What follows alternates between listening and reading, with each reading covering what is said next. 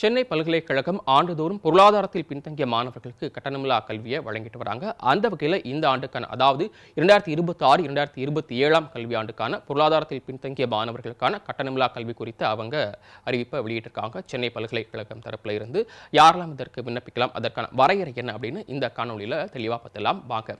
அதாவது சென்னை பல்கலைக்கழகம் வெளியிடக்கூடிய அந்த அறிவிப்பில் பொருளாதாரத்தில் பின்தங்கிய மாணவர்கள் அப்படின்ற வரையறை என்னன்னு பார்த்தீங்க அப்படின்னா 3 லட்சம் குடும்ப ஆண்டு வருமானம் அப்படிங்கிறது 3 லட்சத்திற்கு மிகாமல் இருக்கணும் அப்படின்னு சொல்லியிருக்காங்க.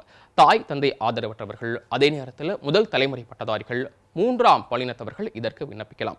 இதற்கான விண்ணப்பம் அப்படிங்கிறது சென்னை பல்கலைக்கழகத்தின் அதிகாரப்பூர்வ இணையதளமான www.unom.ac.in அப்படின்ற இணையதளத்தில் போயிட்டு நீங்கள் விண்ணப்பத்தை பதிவிறக்கம் பண்ணிடலாம்.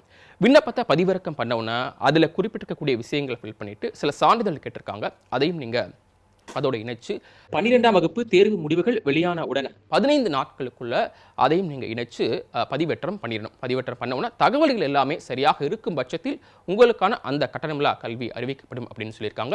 மேலும் விரிவான விவரங்கள் நீங்கள் தெரிஞ்சுக்கணும் அப்படின்னா நான் ஏற்கனவே சொன்ன கீழே தெரியக்கூடிய அந்த இணையதளத்தை போயிட்டு நீங்கள் வேணும் விரிவான தகவல்களை தெரிஞ்சுக்கலாம். இது போன்ற கல்வி சார்ந்த விஷயங்களை நீங்கள் தெரிஞ்சுக்கணும் அப்படின்னு விருப்பப்பட்டீங்கன்னா நம்ம மாலை முரசு தொலைக்காட்சியில் தினந்தோறும் 3 மணி முதல் 4 மணி வரை படிப்போம் ஜெயிப்போம் நிகழ்ச்சி ஒளிபரப்பாகுது.